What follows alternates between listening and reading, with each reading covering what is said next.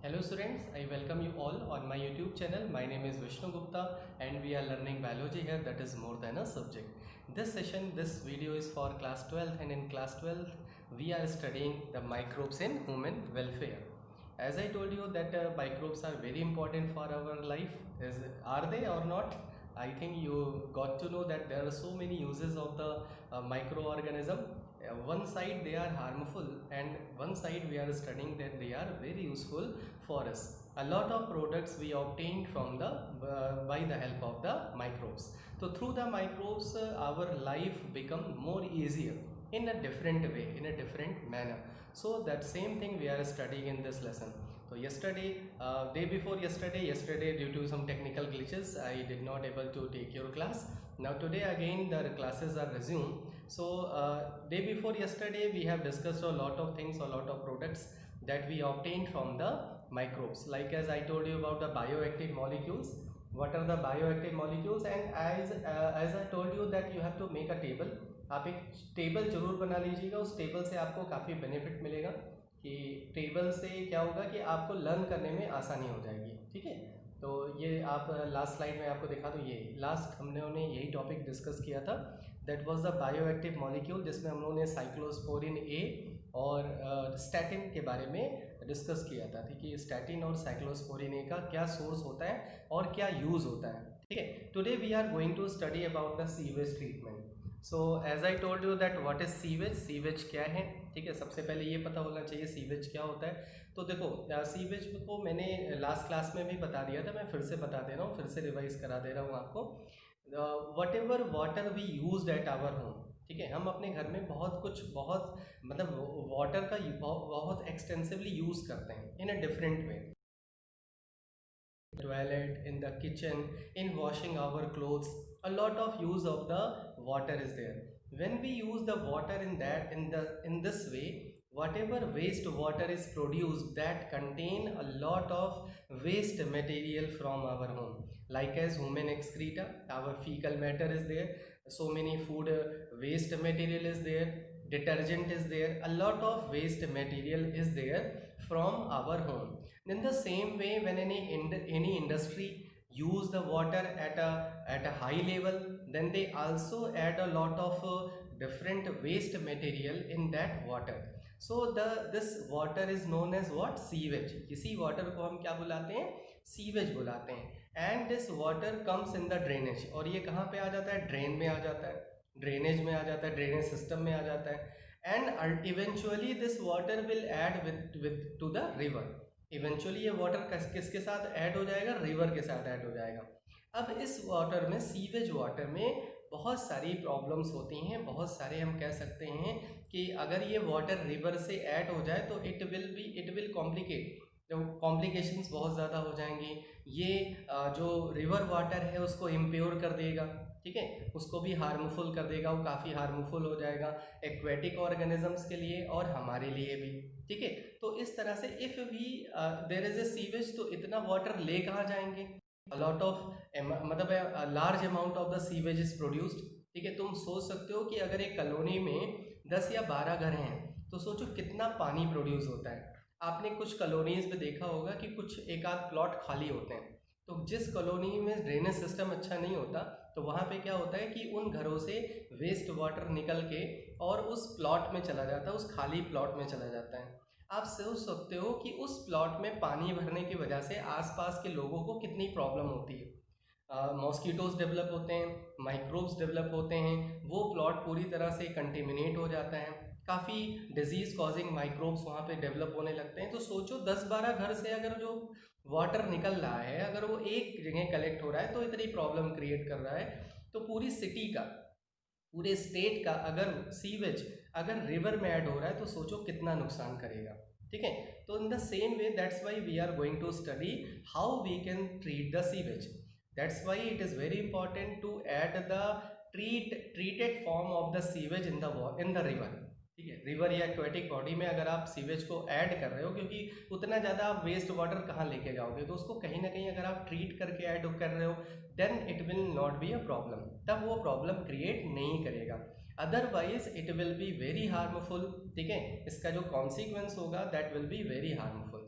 Clear है? तो यही हम लोग इस टॉपिक में पढ़ने जा रहे हैं कि how we can treat the sewage, sewage को कैसे ट्रीट कर सकते हैं। ठीक है, तो सबसे पहले देख लो कि सीवेज के हार्मफुल इफेक्ट क्या होते हैं, मतलब मेजर इफेक्ट्स क्या होते हैं। तो एक तो इसमें डिजीज कॉजिंग माइक्रो ऑर्गेनिजम्स होते हैं, they can cause severe diseases, जैसे टाइफॉइड है। मोस्टली जितने भी डाइजेस्टिव सिस्टम रिलेटेड डिसऑर्डर्स होते हैं वो इस सीवेज वाटर की वजह से हो सकते हैं। ठीक है, उसके बाद सीवेज में एक सबसे इम्पॉर्टेंट पार्ट होता है जो काफ़ी मतलब हम कह सकते हैं तो वो कंसर्न वाला टॉपिक है। ठीक है, तो उसमें ऑर्गेनिक मैटर बहुत ज़्यादा होता है। Sewage contain a lot of organic matter, that organic matter require oxygen to oxidize. When this organic matter added to the river, जब उस ऑर्गेनिक मैटर को हम रिवर में ऐड कर देते हैं तो that will take the oxygen from the water, और वो वाटर से ऑक्सीजन को क्या करेगा, इनटेक करेगा। And in this condition there will be a deficiency of the water in the oxygen in the water. Water में ऑक्सीजन की क्या होने लगेगी, डेफिशिएंसी होने लगेगी, कम होने लगेगा, डिप्लीशन होने लगेगा। तो तुम्हें पता है ऑक्सीजन डिजोल्व फॉर्म में प्रेजेंट होती है, and all the aquatic animals take the oxygen from the water. If it will happen, if the sewage will add that will contain a lot of organic matter, then what will happen? The dissolve amount of dissolved oxygen will start decreasing, और वो धीरे धीरे decrease होने लगेगा। Clear है? ठीक है, why? Because they require oxygen to oxidize. तो सबसे इंपॉर्टेंट पार्ट ये होता है कि उसमें इतना ऑर्गेनिक मैटर होता है जो वाटर से ऑक्सीजन लेता है, कंज्यूम कर लेता है। ठीक है, तो that's why it is a concern, मतलब ये हमारा बहुत बड़ा कंसर्न है कि हम सीवेज के जो ऑर्गेनिक मैटर हैं उसको किसी तरह डाइजेस्ट करें, उसको किसी तरह एलिमिनेट करें। ठीक है, तो आगे अभी पढ़ेंगे कि ये कैसे पॉसिबल है। सीवेज को ट्रीट करने के लिए देयर आर 2 स्टेप्स, बहुत ध्यान से समझना, ये काफ़ी लॉन्ग टॉपिक है और ये लॉन्ग क्वेश्चंस में ज़्यादा आता है, लेकिन फिर भी इसमें बहुत सारे छोटे छोटे टर्म्स आएंगे वो मैं बताता रहूँगा। ठीक है, तो आप लोग बहुत ध्यान से इसको समझिएगा, अगर ये समझ में आ गया तो इससे इजी टॉपिक है ही नहीं। ठीक है, तो इसीलिए मैं बोल रहा हूँ अटेंटिव होके सुनिएगा। ठीक है, अटेंटिव होके देखिएगा, तुरंत लिखने मत लगिएगा। बहुत लोग ऐसे स्टूडेंट्स हैं जो पढ़ते मतलब सुनते समझते नहीं हैं और लिखने लगते हैं, नोट्स बनाने लगते हैं। तो एक बार आप पहले समझ लो, उसके बाद आप पॉज कर करके आप जो है नोट्स बना सकते हो। ठीक है, तो देखते हैं कि how we can treat the sewage, sewage को कैसे ट्रीट कर सकते हैं। There are 2 steps for the sewage treatment. One is primary treatment and another one is the secondary treatment. एक primary treatment होता है और एक secondary treatment होता है। ठीक है, primary treatment में क्या होता है, that is a total physical treatment. Primary treatment को हम physical process बुलाते हैं, this is known as physical process. अभी मैं आगे बताऊंगा कि इसको physical process क्यों बुलाते हैं। और जो secondary treatment होता है इसको बोल देते हैं biological treatment या biological process। ठीक है, बायोलॉजिकल प्रोसेस। तो primary is known as physical and secondary is known as biological treatment या प्रोसेस। अभी हम लोग आगे पढ़ेंगे कि ऐसा क्यों होता है। ठीक है, तो सबसे पहले देखते हैं प्राइमरी ट्रीटमेंट। पहले मैं आपको थोड़ा सा एक बता दे रहा हूँ, देखो जब भी कहीं सीवेज ट्रीटमेंट प्लांट बनाते हैं, इसको शॉर्ट फॉर्म में लोग STP पे बुलाते हैं, STP, सीवेज ट्रीटमेंट प्लांट। ठीक है, बहुत सारे बड़े बड़े शहरों में इसको लगाया जाता है, ये सीवेज ट्रीटमेंट प्लांट को इस्टेब्लिश किया जाता है। ठीक है, जिसमें जो भी सीवेज आता है उसको पहले क्लीन करके तब उसको रिवर से, तब उसको एक्वेटिक बॉडी से हम उसको ऐड कर देते हैं। ठीक है, तो देखो सबसे पहले प्राइमरी ट्रीटमेंट को समझ लो तब हम आगे बढ़ते हैं। ठीक है, first of all we will collect all the sewage. सबसे पहले हम सीवेज को क्या कर लेंगे, कलेक्ट कर लेंगे। ठीक है, सीवेज को कलेक्ट करने के बाद उसको सबसे पहले जो प्राइमरी ट्रीटमेंट में हम लेके जाएंगे प्राइमरी ट्रीटमेंट के लिए, then first of all there will be a filtration process. ठीक है, जैसे मैंने एक ग्लास पानी ले रखा है। ठीक है, और इसमें मैंने मान लो ये फ्लोटिंग डेब्रिस डाल दी, ये कुछ मैंने वेस्ट मटेरियल डाल दिया। देखो अब इसमें 2 चीज़ें होंगी, जिसका वेट ज़्यादा होगा, जिसकी डेंसिटी ज़्यादा होगी वो तो नीचे सेडिमेंट हो जाएगा। ठीक है, और जिसका वेट कम होगा वो ऊपर फ्लोट करने लगेगा। ठीक है, तो इसको बुलाते हैं floating debris. whatever material like as leaves are there, clothes are there, so many papers are there, ठीक है, litters are there, ठीक है, जो उस वाटर में होंगे वो फ्लोट करने लगेंगे, that is known as floating debris. उसको क्या बुलाएंगे, फ्लोटिंग डेब्रिस बुलाएंगे। जैसे इस ग्लास में बहुत सारा पेपर ऊपर है, इसको हम बुलाएंगे फ्लोटिंग डेब्रिस। ठीक है, अब इसको क्या कैसे रिमूव कर सकते हैं, इसको फिल्टर कर लेंगे। इसको जब फिल्टर कर लेंगे तो ये सब रिमूव हो जाएगा, जो फ्लोटिंग डेब्रिस होगा वो हट जाएगा। समझ में आया? तो सबसे पहले क्या करेंगे, फिल्ट्रेशन करेंगे, उसके बाद इसको अनडिस्टर्ब ऐसे छोड़ देंगे, मतलब बिना डिस्टर्ब किए इसको ऐसे छोड़ देंगे, ठीक है। तो when you will leave this without disturbance all the heavy particles will settle down. और तुम्हें पता ही है, तुमने जूनियर क्लास में ही पढ़ रखा है, this process is known as sedimentation, ठीक है। तो in the primary treatment first of all we do filtration, then we do sedimentation. तब हम क्या करते हैं, सेडिमेंटेशन करते हैं। इन द सेडिमेंटेशन में जो पार्ट नीचे हो जाएगा, बॉटम में चला जाएगा, उसको क्या बुलाएंगे, सेडिमेंट बुलाएंगे। तो whatever sediment will be there that will contain so many waste material, solid material, ठीक है, और उसी को बुलाते हैं प्राइमरी स्लज, याद रखना, ठीक है। समझ में आया? तो पहले तो हमने इसको कलेक्ट कर लिया, सीवेज को, मान लो ये सीवेज, इसको कलेक्ट कर लिया, कलेक्ट करने के बाद इसको क्या करेंगे, फिल्टर करेंगे, फिल्टर करने के बाद जो फ्लोटिंग डेब्रिस होगी, जो लाइट पार्टिकल्स होंगे वो तो हट जाएंगे। फिर उसके बाद विदाउट डिस्टर्ब उसको एक टैंक में स्टोर करेंगे। जब टैंक में स्टोर करेंगे तो heavy particles will settle down, that is known as sedimentation. और जो नीचे सेडिमेंट हो गया, जो नीचे बैठ गया, उसको क्या बुलाएंगे, सेडिमेंट बुलाएंगे। और उसी को बायोलॉजिकल लैंग्वेज में क्या बुलाते हैं, प्राइमरी स्लज, याद रखना, ठीक है। तो यहाँ पे कई सारे स्लज आएंगे, प्राइमरी स्लज यहाँ पे हो गया।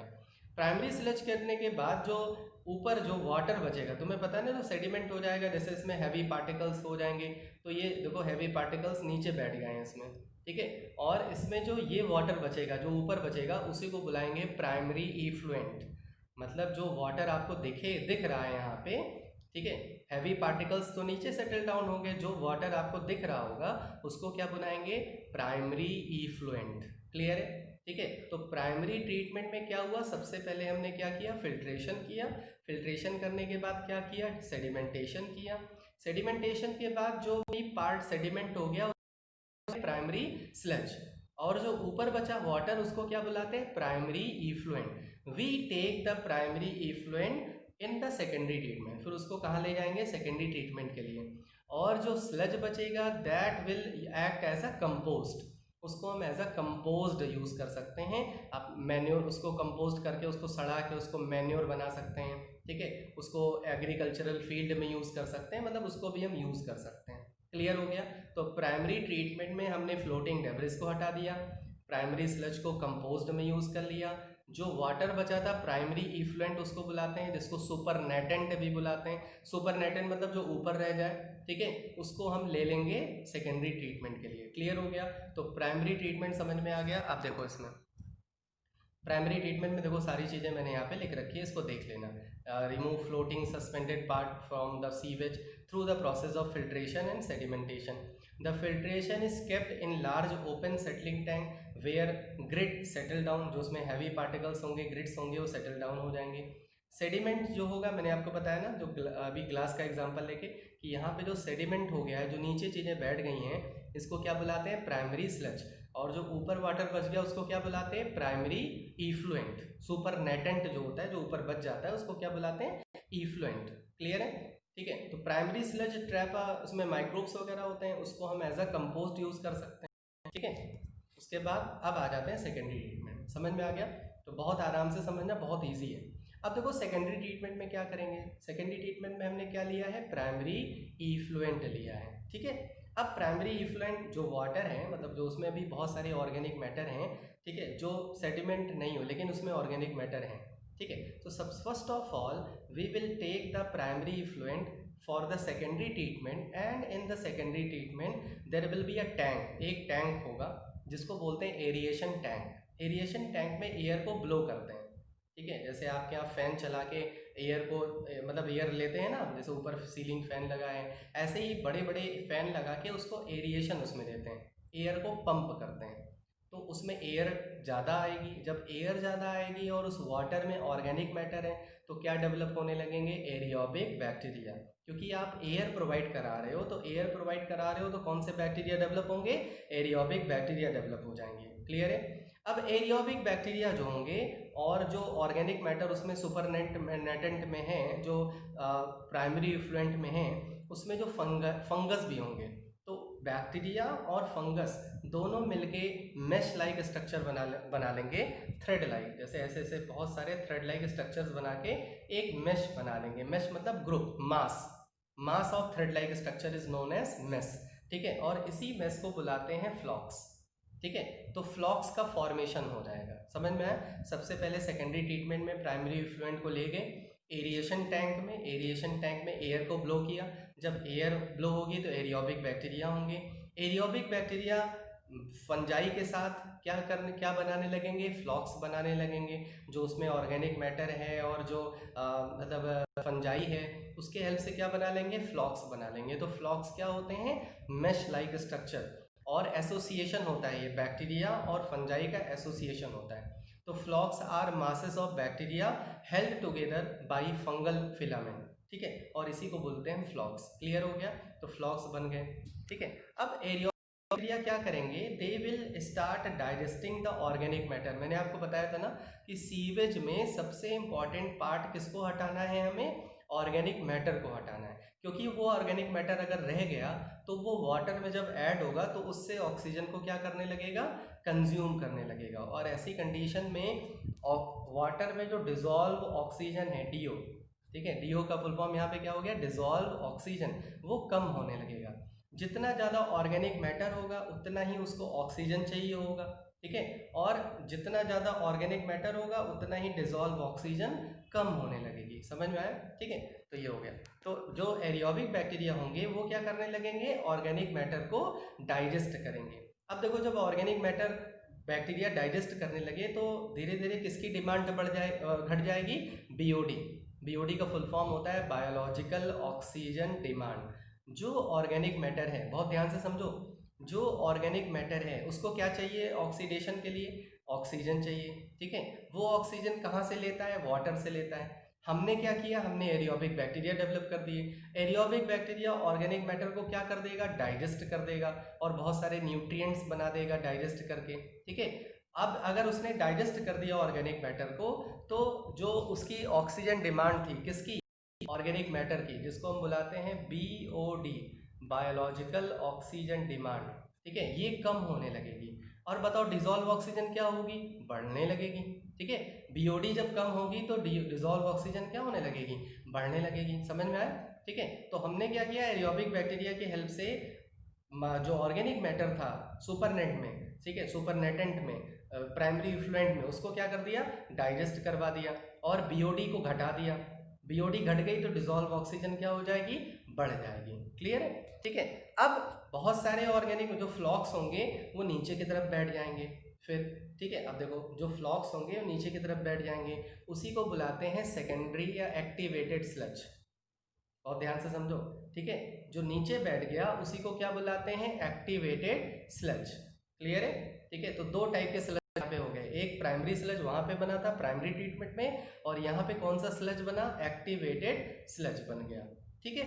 अब देखो, अब क्या करेंगे हम, जो एक्टिवेटेड स्लज है उसमें मोस्टली क्या है, फ्लॉक्स हैं, ठीक है। अब इसको ले जाएंगे हम कहाँ पे, एनारोबिक टैंक में। एक दूसरा टैंक होगा जिसका नाम होगा एनारोबिक स्लज डाइजेस्टर। नाम पे ध्यान दो, एनारोबिक, इसका मतलब वहाँ पे एयर नहीं होगी। एयर नहीं होगी तो बताओ एरियोबिक बैक्टीरिया डेवलप होंगे, नहीं। किस टाइप के बैक्टीरिया डेवलप होंगे, एनारोबिक बैक्टीरिया डेवलप होंगे, ठीक है। सो एक्टिवेटेड स्लज का कुछ पार्ट हम एरिएशन टैंक में भेज देंगे, ठीक है। इसका मतलब क्या हुआ ये समझो।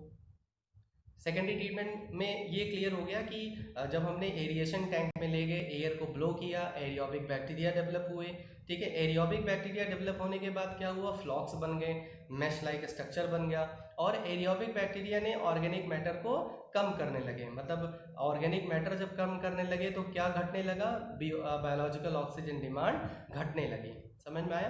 अब हम कहाँ लेके जा रहे हैं स्लज को, एनारोबिक स्लज डाइजेस्टर में, ठीक है। एनारोबिक स्लज डाइजेस्टर में उसको ले जा रहे हैं। अब बताओ, अच्छा बताओ, फ्लॉक्स में एरियोबिक बैक्टीरिया है कि एनारोबिक बैक्टीरिया है, एरियोबिक बैक्टीरिया है, ठीक है। एरिएशन टैंक में कौन से बैक्टीरिया हमने डेवलप कराए थे, एरियोबिक, ठीक है। अब ये पार्ट एकदम वैसे ही है जैसे मम्मी जब घर में दही जमाती हैं, कर्ड सेट करती हैं, तो क्या सारा कर्ड कंज्यूम कर लेती हैं कि थोड़ा सा कर्ड बचा के रख लेती हैं, आपने देखा होगा जब कर्ड सेट होता है, मतलब कर्ड बनाया जाता है, तो थोड़ी सी दही, थोड़ा सा कर्ड रख लेती हैं, उसको प्रिजर्व कर लेती हैं, उसको बचा के रख लेती हैं। क्यों? क्योंकि जब नेक्स्ट टाइम फिर से वो कर्ड बनाएंगी तो उसको यूज़ कर लेंगी, नहीं तो आपको भेज देंगे, जाओ भैया हलवाई की दुकान से जाओ दही लेके आओ। क्यों? क्योंकि कर्ड सेट करनी है, ठीक है। और इसीलिए जब कर्ड सेट कर दी जाती है तो थोड़ी सी दही बचा के रख ली जाती है। ऐसे यहाँ पे भी हो रहा है। जो एक्टिवेटेड स्लज है उसमें फ्लॉक्स हैं, फ्लॉक्स में क्या है, एरियोबिक बैक्टीरिया हैं। हमने कुछ उसका पार्ट एरिएशन टैंक में फिर से भेज दिया, क्योंकि ये प्रोसेस तो कंटिन्यूअस है ना। हमने उसका कुछ पार्ट एरिएशन टैंक में भेज दिया। क्यों? क्योंकि उसमें एरियोबिक बैक्टीरिया हैं, जिससे हमें एरियोबिक बैक्टीरिया को डेवलप करने में ज़्यादा टाइम ना लगे। बात समझ में आई? तो हमने उसको एज अ इनोकुलम यूज़ कर लिया। जैसे कर्ड छोटी थोड़ा सा यूज़ करते हैं, ऐसे ही हमने छोटा सा पार्ट एक्टिवेटेड स्लज का यूज़ कर लिया, जिसको कहाँ भेज दिया, एरिएशन टैंक में भेज दिया। समझ में आया? ठीक है, क्लियर है? तो देखो यहाँ पे लिखा हुआ है, a part of activated sludge is used as inoculum in aeration tank.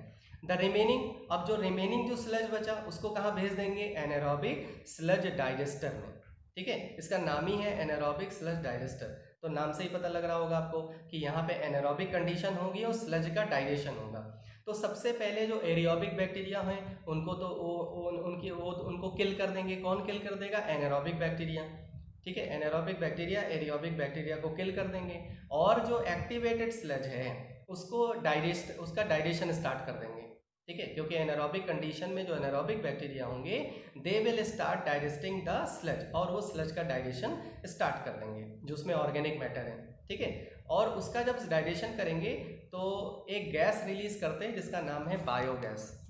ठीक है, ये एनारोबिक माइक्रोब जो होते हैं, आपको पता है, आपने 11th में पढ़ रखा है, मिथेनोजन, याद होगा, आर्की बैक्टीरिया को बिलोंग करते हैं। तो मिथेनोजन कौन सी गैस प्रोड्यूस करने में हेल्प करते हैं? Methane gas. जब इनको ऑर्गेनिक मैटर मिल जाता है एनारोबिक कंडीशन में, then they digest the organic matter and they produce biogas, और बायोगैस का मेन कॉन्स्टिट्यूएंट क्या है?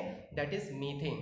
तो जो मिथेनोजन बैक्टीरिया, देखो यहाँ पे लिखा है, they will digest the organic matter and they will produce gases that contain methane, और मीथेन का यूज हम कर सकते हैं एज अ फ्यूल। क्यों? क्योंकि मीथेन क्या है? इनफ्लेमेबल है। ठीक है, जिसको हम एज अ फ्यूल यूज कर सकते हैं। क्लियर है? तो सीवेज को हमने लिया, सीवेज को कलेक्ट किया, सीवेज को कलेक्ट करने के बाद हमने दो ट्रीटमेंट बनाए, दो ट्रीटमेंट में उसको किया, प्राइमरी ट्रीटमेंट और सेकेंडरी ट्रीटमेंट। प्राइमरी ट्रीटमेंट में क्या किया? केवल फिल्ट्रेशन किया और सेडिमेंटेशन किया। ठीक है, फिर से देखो ग्लास आ गया, फिल्ट्रेशन करेंगे, फ्लोटिंग डेब्रिस हट जाएगा, जो चीज़ें हैवी होंगी, हैवी डेब्रिस होगा, वो नीचे बैठ जाएगा, जिसको हम एक्टिवेटेड स्लज बुलाते हैं। जो सुपर नेटेंट बचेगा, पानी बचेगा, वाटर बचेगा, इफ्लुएंट जिसको बुलाते हैं, उसको ले लेंगे सेकेंडरी ट्रीटमेंट के लिए, और जो प्राइमरी स्लज होगा उसको कंपोस्ट की तरह यूज़ कर लेंगे। क्लियर है? अब जो सुपरनेंट है उसको सेकेंडरी ट्रीटमेंट में सबसे पहले कौन से टैंक में लेके जाएंगे? एरिएशन टैंक में। एरिएशन टैंक में एरियोबिक बैक्टीरिया डेवलप होंगे, क्या बनेगा? फ्लॉक्स बनेंगे। फ्लॉक्स क्या होते हैं? बैक्टीरिया और फंगल का एसोसिएशन होता है, मेश लाइक स्ट्रक्चर्स होते हैं। ठीक है, उसके बाद क्या करेंगे? जब जो वाटर का ऑर्गेनिक मैटर धीरे धीरे कम होने लगेगा। कैसे? The organic matter of the water will reduce by the help of the aerobic bacteria. किसकी हेल्प से? एरियोबिक बैक्टीरिया से वो धीरे धीरे रिड्यूस होने लगेगा। ठीक है, ऑर्गेनिक मैटर, जैसे जैसे ऑर्गेनिक मैटर कम होगा, बायोलॉजिकल ऑक्सीजन डिमांड भी क्या होगी? कम होगी, ऑक्सीजन विल इंक्रीज। क्लियर है? ठीक है, उसके बाद जो एक्टिवेटेड स्लज है, जो नीचे जो फ्लॉक्स जो बैठ जा रहे हैं, उनको हम बुलाते हैं एक्टिवेटेड स्लज। उसका कुछ पार्ट एरिएशन टैंक में फिर से भेज देंगे। ठीक है, और जो एक्टिवेटेड स्लज है उसको एनारोबिक स्लज डाइजेस्टर में भेज देंगे, जहाँ पे मिथेनोजन बैक्टीरिया उसको डाइजेस्ट करेंगे and they will produce methane gas. तो हमने सीवेज का हर एक पार्ट यूज कर लिया। हमने ऑर्गेनिक मैटर को एज अ क्या यूज़ कर लिया? एज अ मीथेन गैस का प्रोडक्शन में यूज़ कर लिया। जो वाटर बचा उसका ऑर्गेनिक मैटर हटा के हमने रिवर से ऐड कर दिया। पहले हमें जो प्राइमरी स्लज मिला था उसको हमने एज अ कंपोस्ट यूज़ कर लिया। तो हमने सीवेज को क्या किया? पूरी तरह से ट्रीट कर दिया। Now that is ready to add in the water. अब उसको हम वाटर में ऐड कर सकते हैं। ठीक है, अब अगर कर दिया तो कोई प्रॉब्लम वाटर बॉडी को नहीं होगी, क्योंकि उसमें से ऑर्गेनिक मैटर भी हटा दिया। ठीक है, उसमें से और भी जो इम्प्योरिटीज थी उसको रिमूव कर दिया। अब एकदम पोर्टेबल वाटर तो हो नहीं जाएगा, ये तो कहेंगे नहीं लो भैया अब ट्रीट हो गया, लो पीना स्टार्ट कर दो ऐसा तो हो नहीं सकता, ठीक है। अब उसको ऐसा करने के लिए और भी कई सारे ट्रीटमेंट किए जाएंगे, तब उसको पोर्टेबल वाटर की तरह यूज़ किया जाता है, समझ में आया? उसको और कई सारे प्रोसेस से गुजारेंगे। पहले सीवेज ट्रीटमेंट प्लांट ही रन कर लें, इतना बड़ा प्लांट होता है, उसी को हर एक सिटी में, मेट्रो सिटीज़ में लगा दें, वही बहुत बड़ी बात है।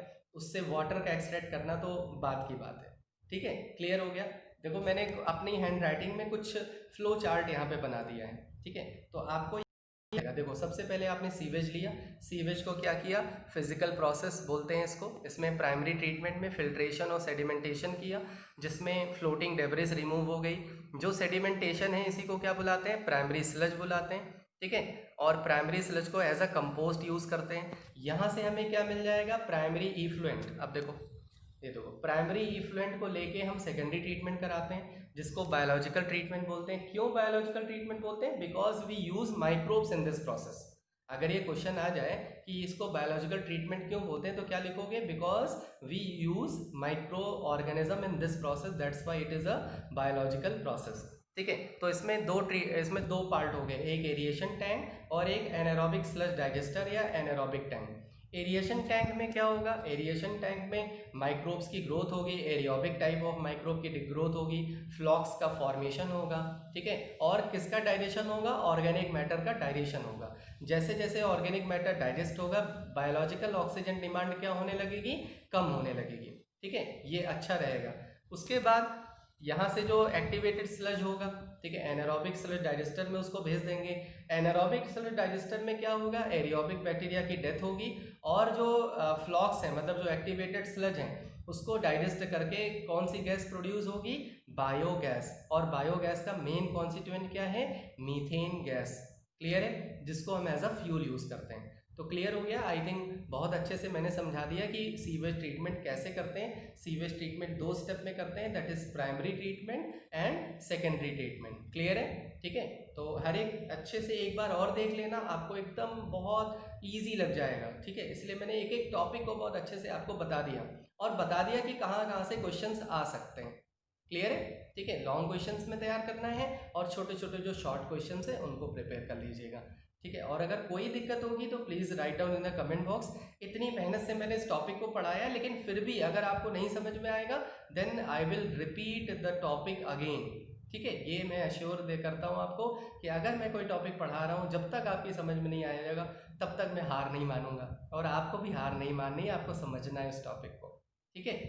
तो बहुत, और एक इम्पॉर्टेंट इन्फॉर्मेशन मैं दे दूँ आपको कि आज ही कल में मैं एक यूट्यूब पे एक सेशन लेके आने वाला हूँ, जिसमें परसेंटेज जिनकी नहीं आती है उनकी दिल की आवाज़ लेके आ रहा हूँ। स्टूडेंट्स की मन की बात या स्टूडेंट्स की दिल की आवाज़ आपको सुनाने आ रहा हूँ, ठीक है। तो आज ही कल में वो सेशन आएगा, उसको ज़रूर देखिएगा और उसको मैक्सिमम डिसेमिनेट करिएगा अगर आपको अच्छा लगेगा तो। और अभी यहाँ लाइक बटन पे जरूर प्रेस करना है, कमेंट करना है कि yes sir, I have attended the class and I am able to understand each and everything in this at this platform. Clear है, ठीक है। तो I am completing this session, hope so that you are doing well at your home, और daily update करते रहिए, ठीक है। मैं भले ही एक दिन क्लास ना लूँ, लेकिन आपको डेली पढ़ना है, डेली अपडेट करना है, ठीक है। और इसी तरह से आपको आगे बढ़ते रहना है। सो जय हिंद, जय भारत एंड गुड बाय।